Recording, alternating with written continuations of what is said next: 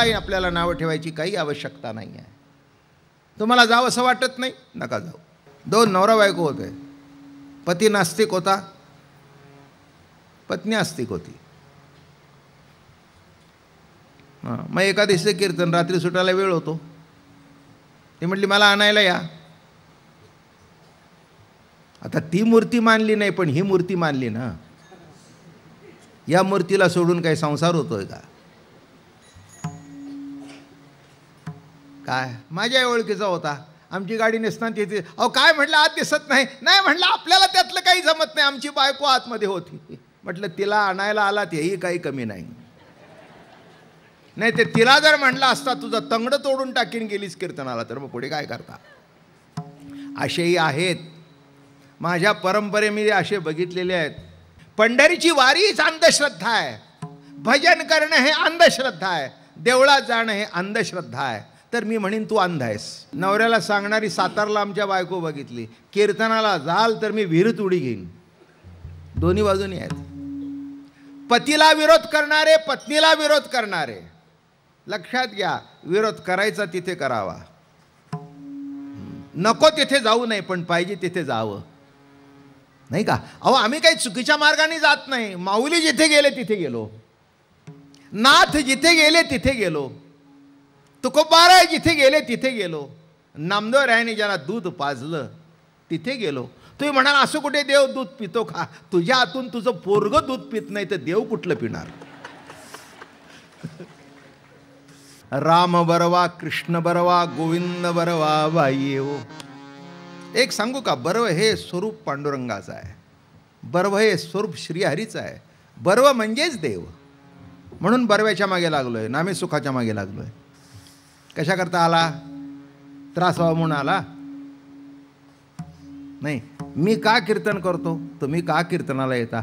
आपल्याला आपल्यातलं बर्व कीर्तनाच्या माध्यमातून भेटतं. बर्व म्हणजेच पांडुरंग. म्हणून तो हा विठ्ठल बरवा, तो हा माधव बरवा. सर्व सुखाचे आगर बाप रखुमा देवीवर.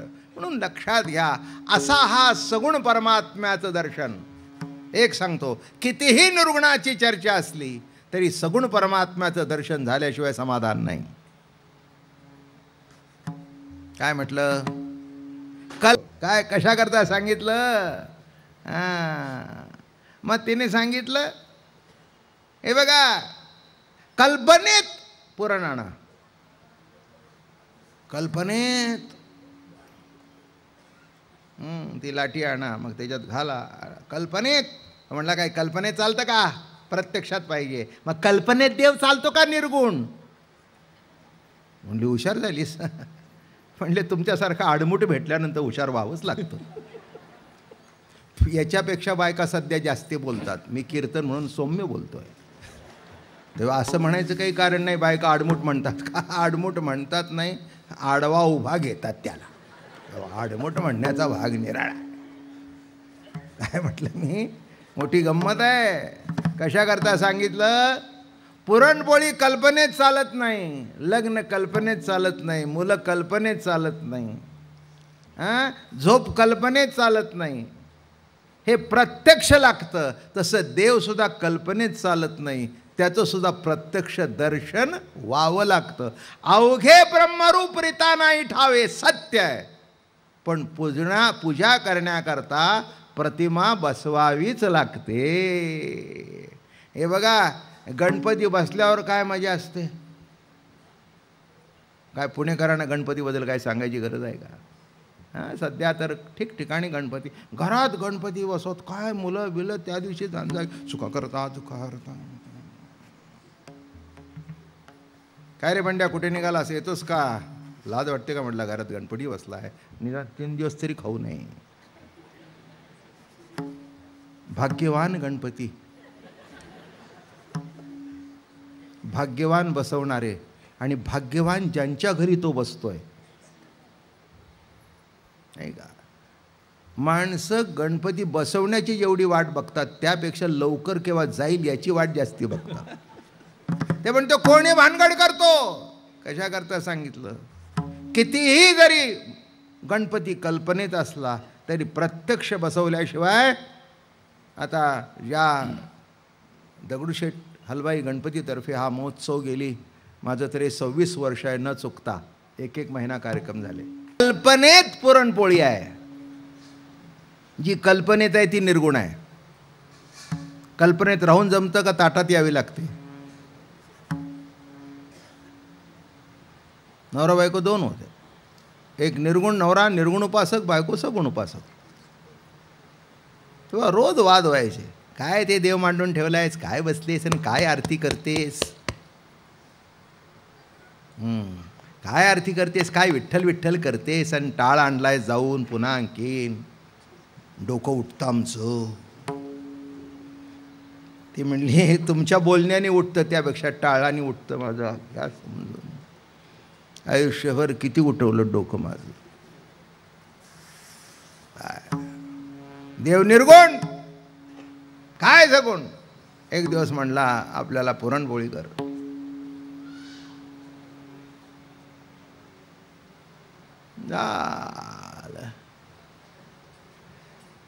सध्या काही करायचा प्रश्न नाही, त्याने बारातून आणून ठेवली. माझी सुद्धा मान खाली गेली. अवघड आहे नाही सध्या, नाही का. आणि मला कोणीतरी सांगितलं पुण्यासारख्या पुरणपोळ्या कुठेच मिळत नाहीत. धन्य पुणा, धन्य देऊ गाव आणि पुण्यभूमी ठाव.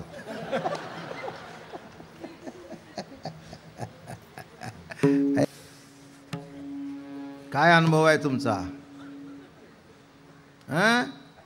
लहान मुलं पितात का? त्या पुरुषांना द्या त्यांना म्हणा बाळूलं दूध पाहत, ते असं देते झिडकरून द्याला, नाही तुझ्या हातून बाया बाजूला होतो. मी म्हटलं तुझं मूल तुझ्या हातून दूध पित नाही, तुझं मूल तुझ्या हातून जेवत नाही, नामदेवरायाकडे कशाला जातोस? दिल्ली बहुत दूर नाही, पंढरपूर बहुत दूर आहे, तुझ्याकरता खूप दूर आहे. हे बघा, देवाने आपल्या हातून दूध पिण्याकरता नामदेवराय व्हायला पाहिजे. देवाचा हात जात्याला लागण्याकरता जनाबाई व्हायला पाहिजे. देवाने चोपदार होऊन कीर्तनामध्ये उभं राहण्याकरता नाथ बाबा व्हायला पाहिजे. माझं बोलणं कळलं का? रेड्याच्या पाठीवर हात ठेवल्यानंतर तो बोलण्याकरता माऊली व्हायला पाहिजे.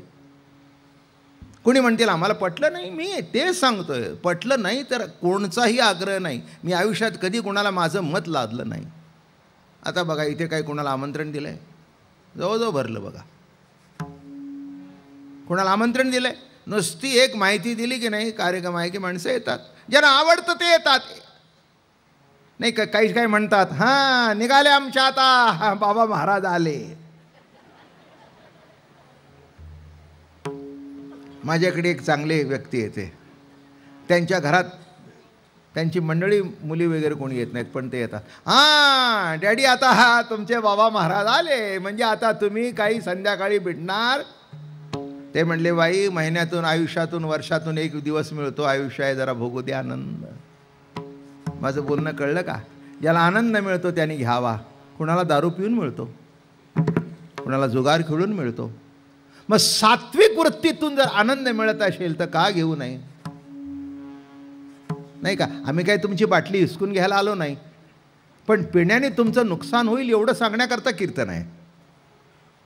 कुणी कुणाचं ऐकावं असं नव्हे, पण कळवून तरी घ्यावं.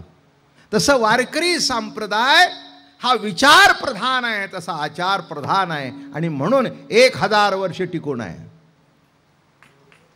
माझं बोलणं एक लक्षात घ्या. मला काही कुणाबद्दल चर्चा करायची नाही, माझा विषयच नव्हे तो. काही काही परंपरा, काही काही संप्रदाय अशा असतात, ती व्यक्ती आहे तिथपर्यंत राहतं, व्यक्ती संपलं की उतरती कळा लागते, आहे ना. असा आज माझ्या 76 वर्षाच्या आयुष्यात बघतोय. 50-60 वर्षाचा काळ, 30 वर्षाचा काळ, व्यक्ती संपली, परंपरा संपली, संप्रदाय संपला. इथे तसं नाही. बाबा महाराज असू दे नाही तर नसू दे, 1000 वर्ष अनेक कीर्तनकार, अनेक प्रवचनकार पांडुरंगाचा, ज्ञानोबा तुकोबाचा महिमा वाढवत आहेत. मला आयुष्य आहे तिथपर्यंत मी कीर्तन करतोय.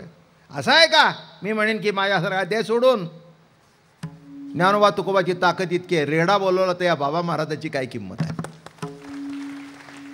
नाही का? मिजास मारण्याची गरजच नाही.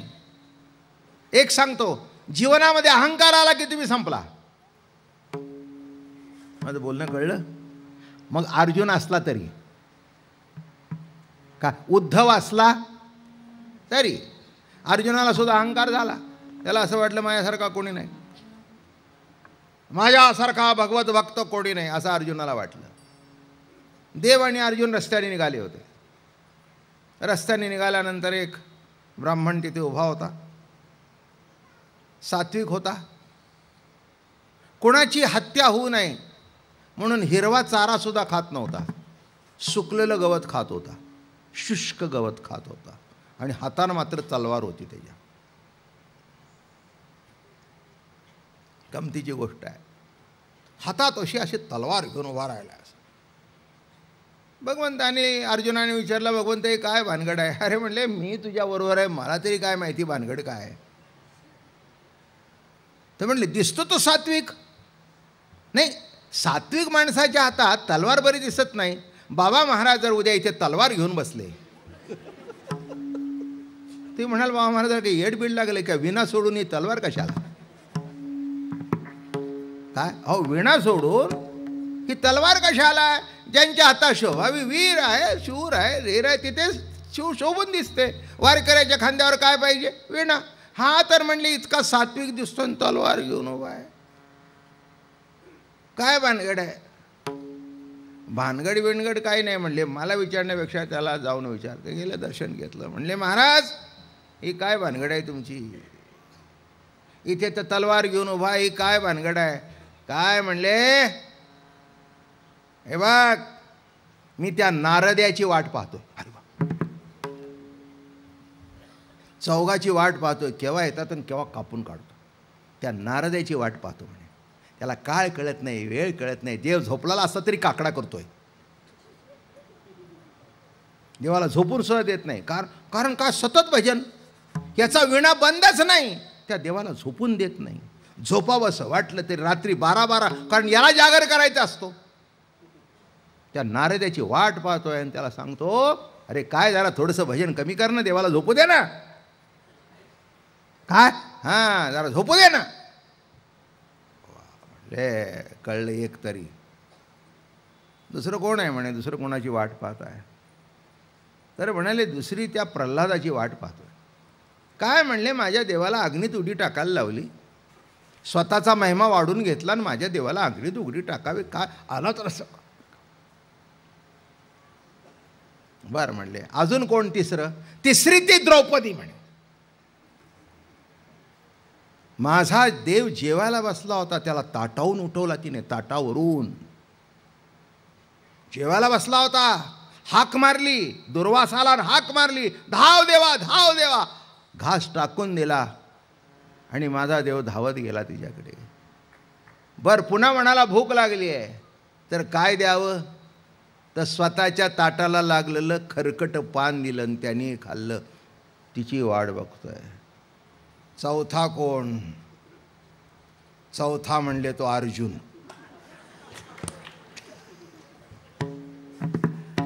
चौथा तो अर्जुन. रथ हाकायला बसवला विश्वचालक परमात्मा. रथ हाकण्याकरता बसवला, घोडे धुण्याकरता.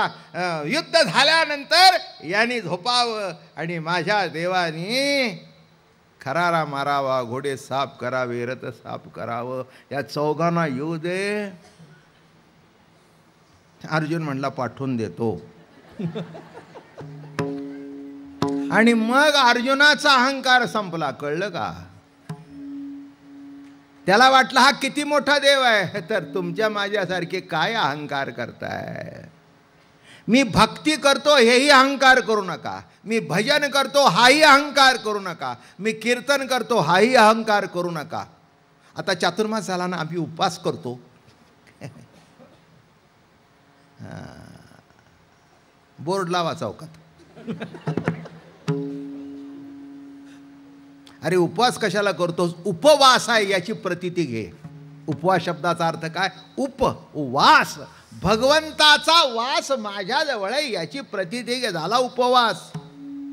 काय एकादशी सुद्धा तसा गडगडीत उपवास नाही. साबुदाण्याची खिचडी, वरीच्या तांदळाचा भात, शेंगदाण्याची आमटी, बटाट्याची भाजी, श्रीखंड, राजगिऱ्याच्या पुऱ्या, काकडीची कोशिंबीर चालते. काय ना उपवास. त्याचं कारण कळलं का? तुम्ही म्हणाले याच्यात काय? याच्यात काही नाही. अन्नात बदल झाला की कळतं आज एकादशी आहे.